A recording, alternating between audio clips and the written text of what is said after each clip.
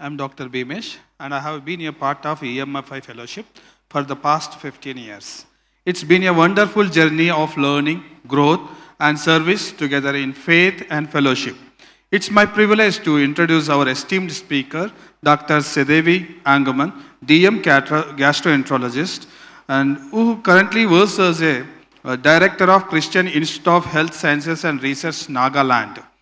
Dr. SEDEVI is a senior gastroenterologist known for his leadership in advancing affordable specialized healthcare and pioneering community health initiatives. His vision integrates training, outreach, and compassionate services, especially for the undeserved population across North India. Thank you. I'll welcome you, sir. Good morning. Today I'm going to just give you an introduction, a short introduction to coaching. And the reason why I felt this was necessary is because I realized that I'm a very poor listener. I have been struggling with listening for many, many years, and I'm just trying to get to be able to listen better. A lot of people say, Lord, speak to us, talk to us, speak to us. And if you think of it, yeah, sure, okay. Sure. If you think of, it's too loud. Yeah, if you think of it, God is always speaking, The firmament declares the glory of God. Day unto day, the voice, goes out. But very often, the problem is not that God is not speaking. The problem is that we are not listening. Years ago, Dr. K.O. John, he was telling us about Abraham and Isaac. And he said, Abraham, you can come and sit here. Yeah. Abraham was called out of Ur, and he did not see God. God said, Abraham, come out of Ur. He didn't know. He didn't see God face to face, because you can't see God face to face. So when he heard that, he came out. It could have been the devil, it could have been God, because he was in a comfortable place, and he is being called to a totally different location, out of the blues. But he went. Then Abraham was, after many years, God said, Abraham, take your son Isaac up to the mount and sacrifice him. And that was very, very peculiar, because he had already been given the promise that his descendants are going to be, a blessing to the world. And Abraham again did not see God, but he just obeyed again. It could have been the devil, it could have been God, but Abraham just obeyed. And then later on, he was about to kill Isaac, and then again he said, Abraham, stop. Abraham stopped. And now this was very contradictory. It could have been the devil, it could have been God. Why should God tell you to do one thing, and then at a later time he says, don't do it? Abraham obeyed because for many, many years he had already become quite familiar with God's voice. The reason was not that he analyzed it very detailed, but he knew that this was God's voice speaking. He was familiar, he had already walked with God for many, many years. So by that time, he had developed a really good sense of God speaking. He could just feel the pulse, and he could know. That's why, God said, should I hide from Abraham, my friend? The thing which I'm going to do. So, coaching is something which helped me to listen better. I realized that I'm not a very good listener, and so counseling is a good method, coaching is another method, and sometime back I was introduced to this process by a lady called Marie. She is from New Zealand, been here in India for about 20 years, and she's been coaching quite a lot of leaders all over, and I really benefited from it, and therefore I thought it's something which will be useful to do. So I would just like to introduce this concept by a short demonstration. And I've got two friends here with me from where I work. One is Kedo. Kedo is He's a EMFI staff worker, and he's been appointed some time back, and he's trying to cover Nagaland and also the adjoining parts of Nagaland, Assam. And Dr. Akhil is doing his DNB in general medicine, and he's about to finish, and he has the next steps he has to decide on what's going to be next. So I'm just going to spend a little time with you and a very, very short demonstration of the subject. Hello. Yeah. Okay, Kedo. Yeah. So, just wanted to discuss a few things with you. Yes. You have been with EMFI now in Nagaland for about how long? About This is my 16 months. 16th month. Yeah. So, how's it been like for you in the last 16 months? In the last 16 months, a lot of new experiences that I haven't experienced in my former ministerial experience that I had in the church. Yeah. Yeah. And in the work that you're involved in with EMFI, how's it been like for you? It's quite interesting because I'm a person who loves to travel and who loves to meet new people, and so this is something that I love doing, and so I think right now I'm much enjoying. Yeah. And what do you feel are some of the challenges that you face? Okay, so there might be quite a few challenges. Yeah. What was Okay. it? Sure. Mine. Oh, sorry. Yeah. Oh, ch- ch- Yeah. Yeah, so some of the challenges that I've been facing is, especially with going to the medical colleges, one particular place is our own Nagaland Medical College, where I have faced certain challenges that students are quite apprehensive about our presence there because we are quite, this is quite new for them, and the church, Nagaland, under MBCC, there are churches coming in to take fellowship, to take Bible studies and all. And so, the challenge is that students are not quite open with us, and also their professors in the colleges are also not encouraging them. And so I think the lack of support from the professors are also one of the things that I'm facing. That's kind of like big obstacles for us right now. Yeah. So what you're saying is the students are not familiar with EMFI, Yeah. and therefore you have some inhibitions going, or you don't have. And then the faculty have not so welcoming. So supportive. Not supportive. Yeah.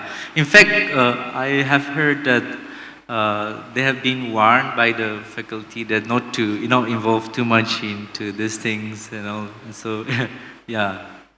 So students have been warned not to get too involved in things warned, outside academics. Yeah, so that's how they have this, apprehensive about our presence there actually. Yeah, so most of the students, that's why they are not open to our fellowship and to our gatherings and all. Yeah.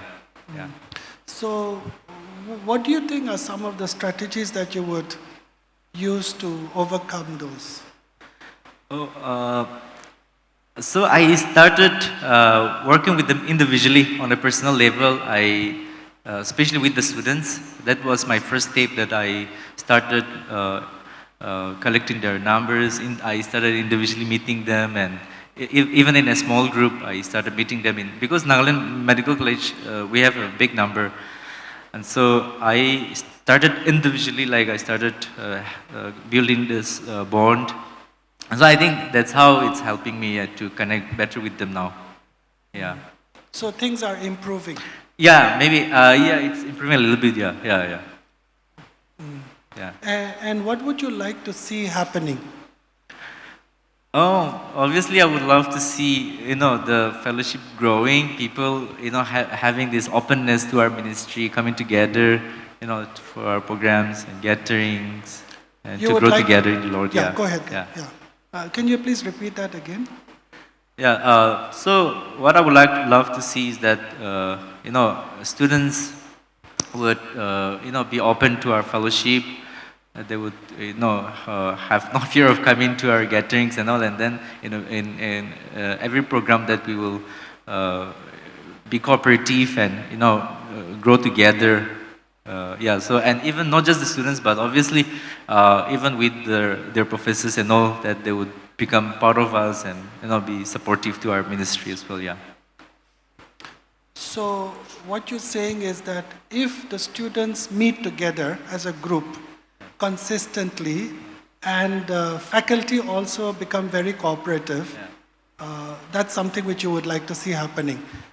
Yeah, that's something that I would love to see, happening. Okay. And Yeah. what else? Yeah. Um, what else? Yeah. So far that I have just thought that, they will, that in that way we can progress and see, what we can work on together in the days ahead. Yeah. And what do you see are sort of some of the barriers that you would face towards this? There. Barriers or obstacles to this happening? Okay. Yeah. So, I think one of the major barriers is that people are not aware of this. Starting from this again, their professors and all, people who are not aware of this outside organization, ministries, student ministries and all. Many of them had been part of EU and all. They're aware of that, especially the professors and all. But this is again another branch which they are not very familiar. And so these are some things that stops them from being open to our ministry. So that is a barrier from the. I believe that is a barrier for the professors and all. But for the students, I think the barrier is just the church that are coming in, and I think it's also from their professors who had been, who had warned them initially, yeah. So I think those might be the barriers, yeah. So some barriers we might be able to overcome, some may not be possible. What do you think would be some of the steps you would consider taking to overcome those? Oh, I think with the professors, I think it'll be what I will do is that a connection with people, maybe popular figure like you, where I think with some elderly people, who are senior Elderly there. like me. Yeah. So I think in that way, if our approach is in that way, I think it'll be more effective. That's what I'm. Or else, I have tried in my own personal, personal visitation, personal call and all, but that also works. But I think it might take a long time. So yeah. So you mentioned some support from other areas. Yeah. What other support do you think would be useful? I don't know. Like, I just thought about me going, and then even for some external support, like from the senior doctors. I think that's what I've thought about it so far. Yeah, thank you very much. I think you've sort of covered quite a lot actually. You've really thought about things and you're going about it the right way, and you've also identified barriers and possible support mechanisms. I'm sure we should be able to achieve what you are thinking In about. fact, I want to ask you what would you suggest or recommend me to do it in this in this case.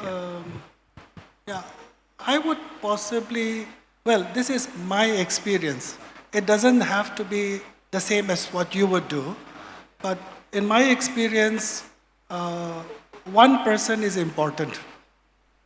That's because when I was in Allahabad, there was a Brethren Assembly worker who used to come and visit me and take Bible study for me every week on Wednesday for 3 years continuously.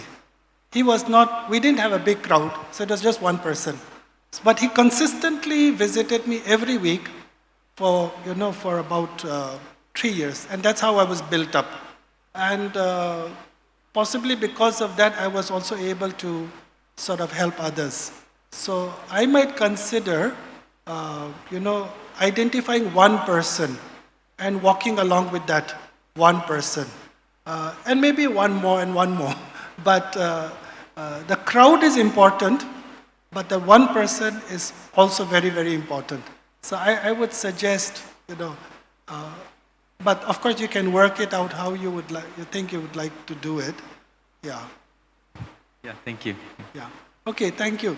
Now I'll ask, so that's just a little demonstration of, it's not a perfect coaching process, but what I was trying to do was I was not, of course the last part is a little bit of mentoring where I say I have a little more experience and therefore I'm sharing from my experience something which might be useful for Kedo.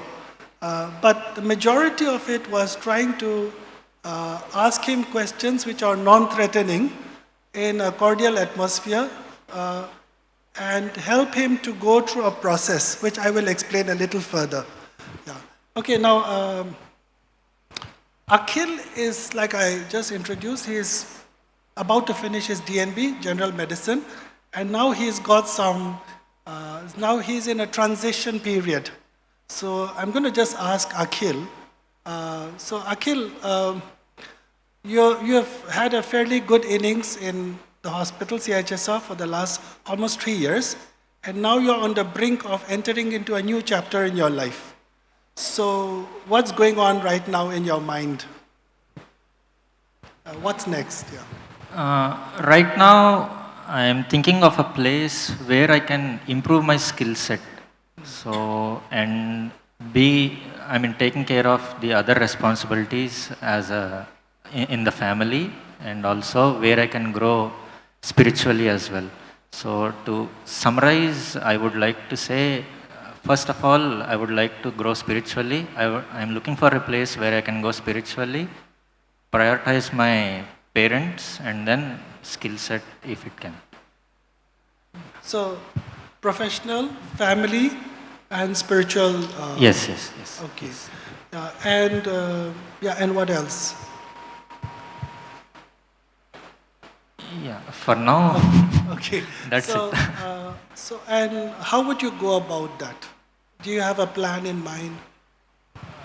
I haven't really thought of it as of now, but one thing I would like to do is I would like to travel to few places and talk with the leaders, the local leaders of the hospitals, and then possibly observe a few weeks and then consider my decision prayerfully. Well, that's a good plan to start with. Travel to various places, and in EMFI we have quite a lot of locations, and quite a lot of good mentors also. So, how would you go about doing that? Once I would finish with my 3-year curriculum, PG curriculum, I would like to, travel. That's all. And do you have some steps which you have already planned out? Not yet, sir. Not yet. Not yet, but it'll come sooner or later. Yeah. Okay.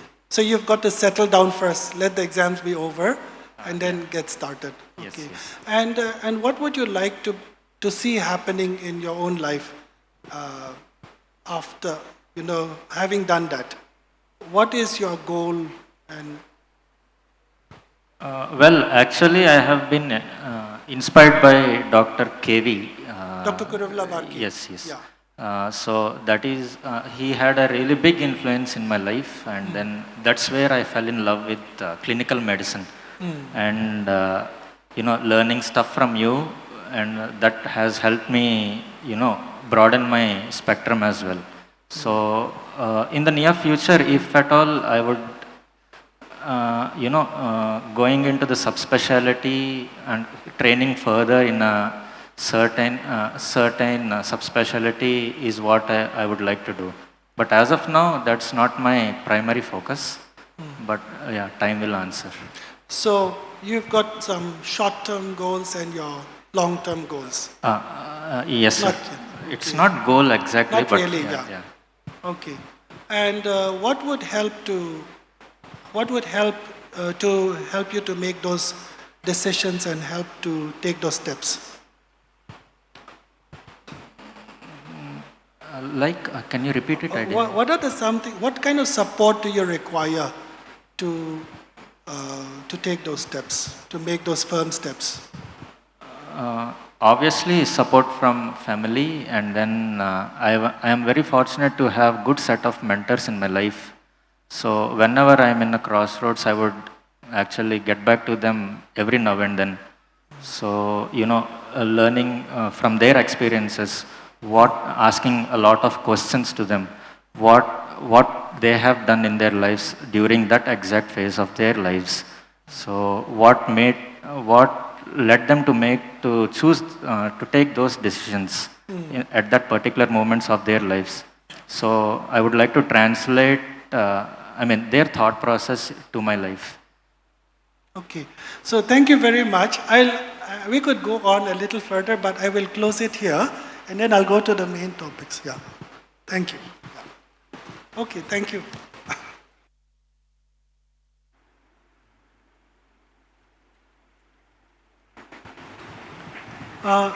So that was just a role play. Can I speak? No.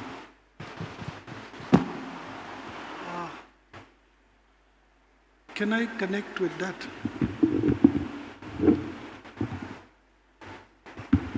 Okay. Yeah. So this process of coaching is a little different from mentoring or from counseling. In this process, what we're trying to do is we're not trying to go into the issue really. We coach the person rather than the issue. So I'm not going in details into the various issues relating to the person, whether it's his profession or whether it's his or the work that he's doing. Now, there are various aspects of communications. One is like mentoring, and a lot of people understand mentoring to some extent. It could be structured or unstructured. It could also be professional counseling, and professional counseling is not everybody goes to a counselor. Spiritual direction is another area of communications which a lot of us are not too familiar with, and it is useful to actually have a spiritual director who can help us.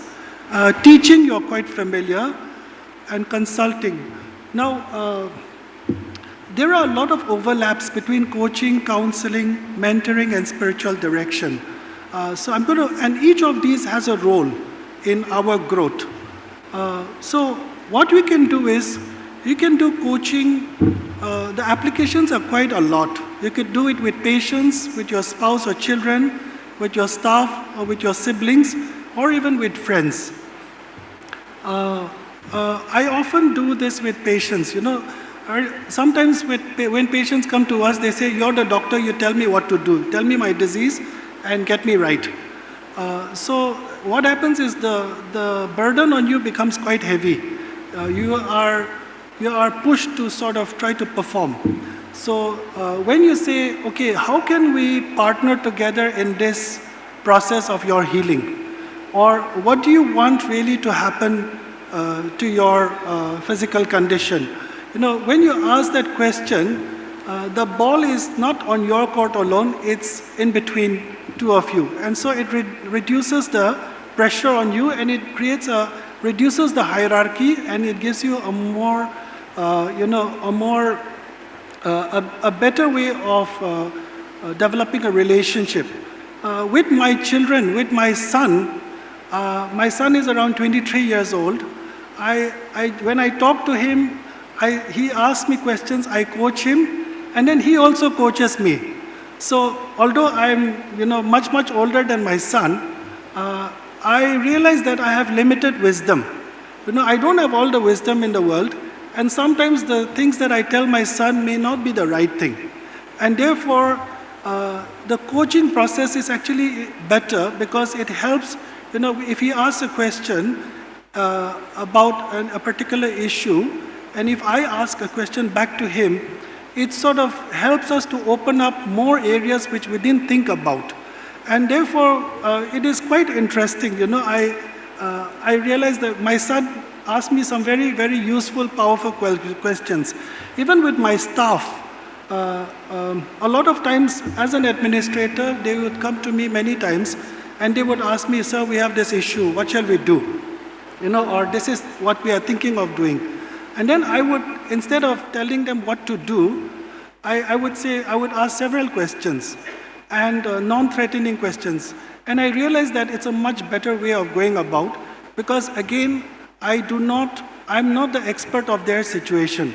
I know my own situation, and possibly I also do not know a lot of things which I don't know. And therefore, when I work with them, when I ask them questions, I get a lot more useful information, and it's much more productive. An example was, sometime back, I had a nursing girls' hostel warden. She came and we were sitting together, and she said, I'm a little uneasy about my role in the hostel. So I asked her, okay, what's going on?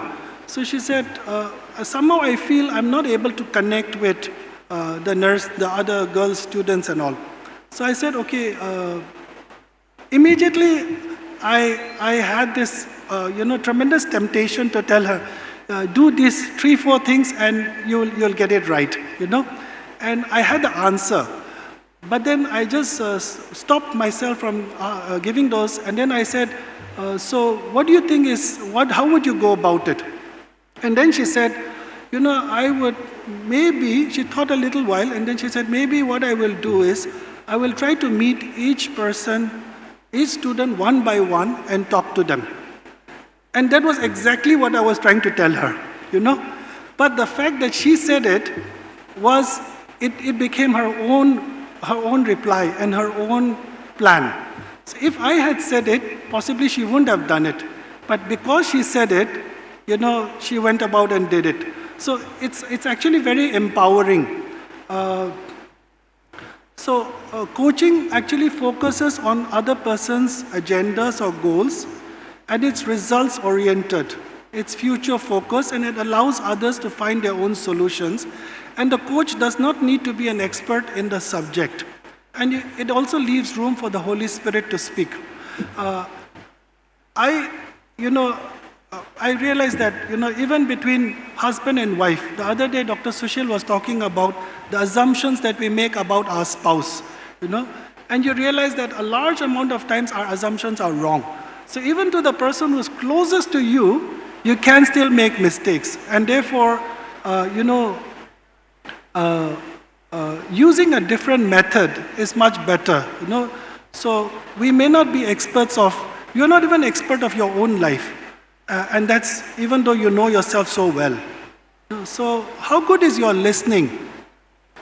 Scripture says, my dear brothers, take note of this. Everyone should be quick to listen, slow to speak, and slow to become angry. If anyone considers himself religious and yet does not keep his tight rein on his tongue, he deceives himself, and his religion is worthless. He who answers before listening, that's his folly and his shame. Stephen Covey says, most people do not listen with the intent to understand, they listen with the intent to reply.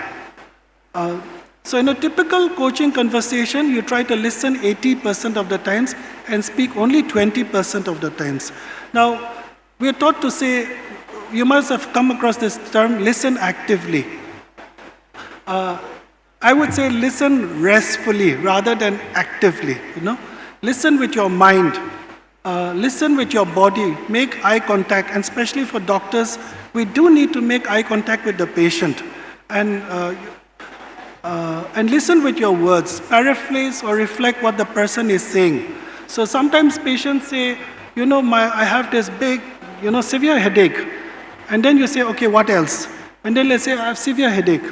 Then they say, okay, what else? Tell me what else. They say, I have severe headache. So until you say, okay, you have a headache, until you say that, they are not convinced. They are not satisfied. Because they've had a headache for such a long time. And therefore, paraphrasing or rephrasing what they've said it's absolutely important for them to understand that you have registered. And listen with intuition and with silence. Be comfortable with silence. No, I worked with Dr. George Kurian in Vellore, and there were times when he asked questions from his patients, and he said, is there anything that you want to tell me? And anything else? And the patient would just be silent. And he would be silent, and we would all stand there. And then he would again say, okay, anything else? And she would again be silent, and we'd all stand uncomfortably there. But I realized how important that was, to be comfortable with being silent and not to be active. And then listen with the Holy Spirit. The Holy Spirit is working in the other person, and therefore you need to give time. So what's the mindset of a good listener? It's a mindset that's open, curious, and flexible, and other person-centered. So the barriers to listening well would be various distractions, assumptions that we have in our minds, closeness. Sometimes we are too close to people, you can get biased, or certain expectations, or an advice that we want to give. I really have the answer for you. Sometimes it's not the right answer, and sometimes it's, yeah. So in coaching, and I will close with this, is we use the GROW model. That is, what is the goal, the direction of our discussion? So it should move in a particular direction. We need to help people to reflect, go a little deeper. So we ask what we call powerful questions. The questions that, what are your feelings about this? We don't ask too much of why questions. Why questions can be very difficult. So we ask what questions, where, how. And we ask for options and give people enough time to weigh the various options and alternatives, but always move towards an action step.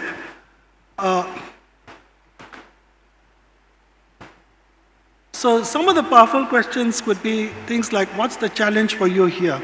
Or how is this important for you? Or what has worked for you? Or what barriers have you faced? You can Google and you can look, you just type out 50 powerful questions, and then you will get a lot of useful questions which you can use. Or what do you see happening in your life as a result of this?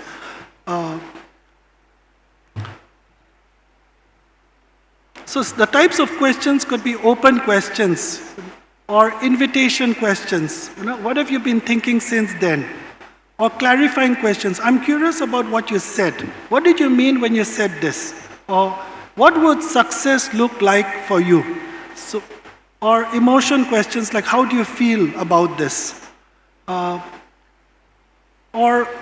occasionally, but very, very occasionally, we use close fact questions, or does this conversation feel complete? We try not to use yes-no questions, and permissions. So at the end of the conversation, we try to ask for at least a takeaway or a learning from that particular conversation which we take forward.